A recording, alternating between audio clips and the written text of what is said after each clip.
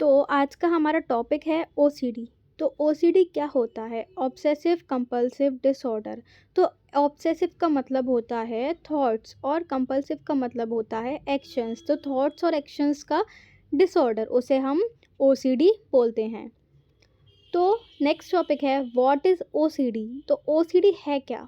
Obsessive compulsive disorder is a mental disorder in which a person experience repeated unwanted thoughts is called obsession. ठीक है, तो इसमें क्या है कि अगर हम कोई भी अनवांटेड थॉट मतलब अनचाहा या फालतू थॉट हमारे दिमाग में बार बार आ रहा है, हम वो चीज़ें बार बार सोच रहे हैं जो कि बिल्कुल अनवांटेड है, ठीक है, अनवांटेड थॉट है, तो उस चीज़ को हम ऑब्सेशन बोलेंगे।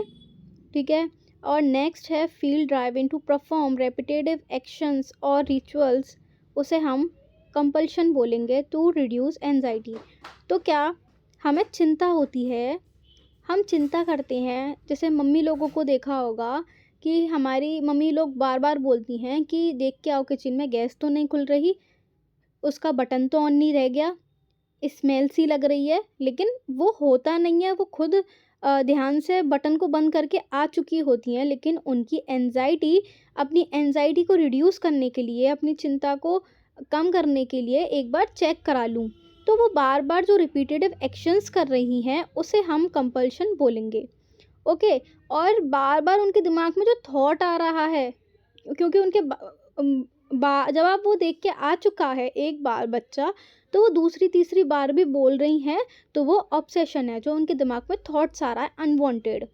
ठीक है, इसको अब हम सिंपल वर्ड में समझेंगे। In simple word OCD means thinking something again, कि हम कोई चीज़ सोच रहे हैं बार बार again and again, and doing something, बार बार वो चीज़ कर रहे हैं अगेन एंड अगेन, मतलब कर भी रहे हैं और सोच भी रहे हैं again and again, even the person knowing it is unnecessary.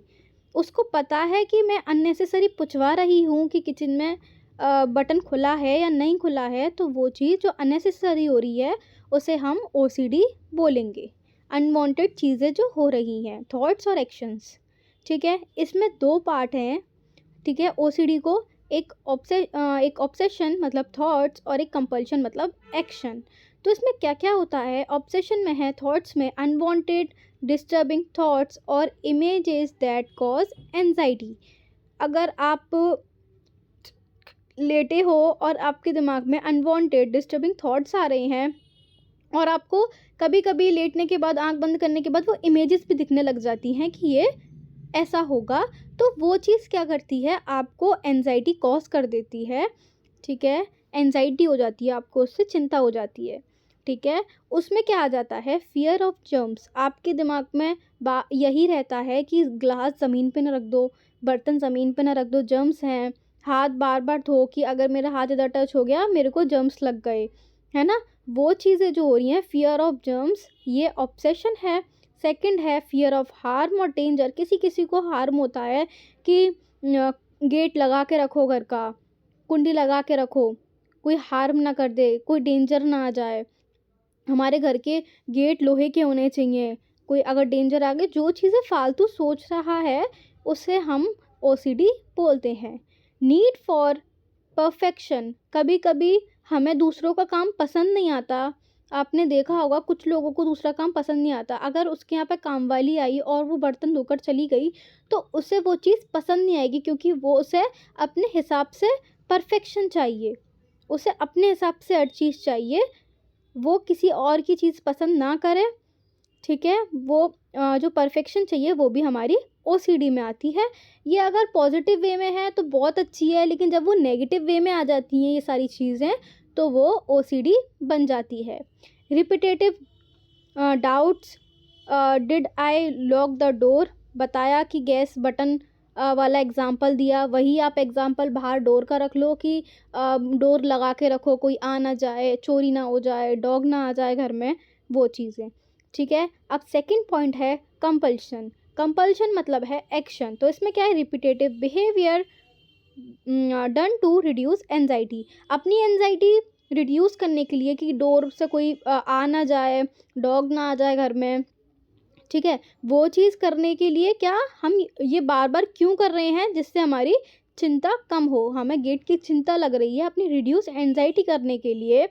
जैसे वॉशिंग हैंड्स एंड अगेन, तो हम बार बार हाथ धो रहे हैं, किसके डर से धो रहे हैं कि हमारे हाथ में जर्म्स लग गए, या हमारा हाथ इधर टच हो गया कि हम ये काम करके आए। जो बार बार हाथ धो रहे हो आप, वो आप एक एक्शन कर रहे हो, ठीक है। बार बार checking lock, gas switch repeatedly, okay, and counting और अरेंजिंग ऑब्जेक्ट्स, मतलब आपको किसी का पसंद नहीं आता, आप खुद ही काउंट करते हो, खुद ही अरेंज करते हो, बार बार काउंट कर रहे हो, अरेंज कर रहे हो, तो वो चीज़, जैसे मैंने बताया काम वाली का मैंने ऑप्शन दिया, एग्जाम्पल दिया आपको कि कोई काम वाली आई और आपके बर्तन धो के चली गई और आपको उसका काम पसंद नहीं आया, तो आप क्या दोबारा सारे बर्तन निकालोगे और उसे फिर से धोगे, तो वो अरेंजिंग हो गई ऑब्जेक्ट। और रिपीटेटिव वर्ड्स और प्रेस साइलेंटली, बार बार आप वर्ड्स बोलते हो और प्रेस साइलेंटली प्रे करते हो कि गैस खुली ना हो, डोर लॉक ना हो,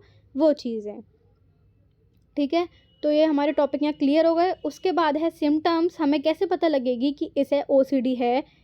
इन strong anxiety if rituals are not done, अगर उनका काम नहीं हो रहा तो उन्हें एक चिंता बनी रहती है कि कोई जाए और कोई डोर और किचन का गैस और लॉक चेक करके आए।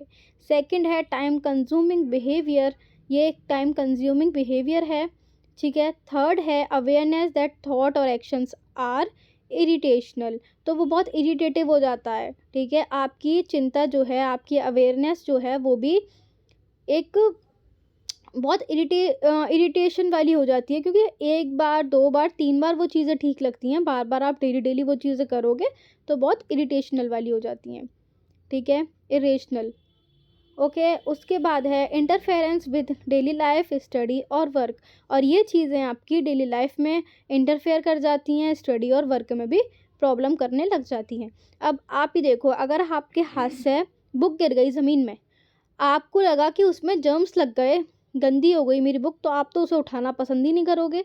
तो ये चीज़ बहुत प्रॉब्लम ले आती है लाइफ में, ओसीडी बहुत सीरियस प्रॉब्लम है।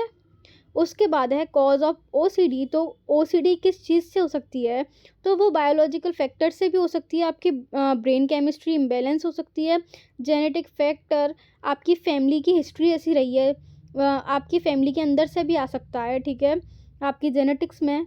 और साइकोलॉजिकल फैक्ट, स्ट्रेस है, आपको ट्रॉमा है, उस वजह से भी हो सकता है। और एनवायरमेंटल फैक्टर, जैसे आप इन्वायरमेंट में रहते हो, आपके मम्मी पापा ऐसे हैं, या आप जिसके साथ रहते हो आपका रूममेट ऐसा है, क्लासमेट ऐसा है, तो आप जिसके साथ रहते हो आपको उसकी आदत भी लग सकती है। आपका दोस्त बार बार हाथ धोगा तो आपको भी लगेगा कि मेरे को भी बार बार हाथ धोने चाहिए, मेरे हाथ में जर्म्स लग जाएंगे, तो आप दूसरों को भी देखकर वो चीज़ें सीखते हो। तो यही है ओसीडी, ये एक मेंटल डिसऑर्डर है, ओके। ये टॉपिक कंप्लीट हो गया।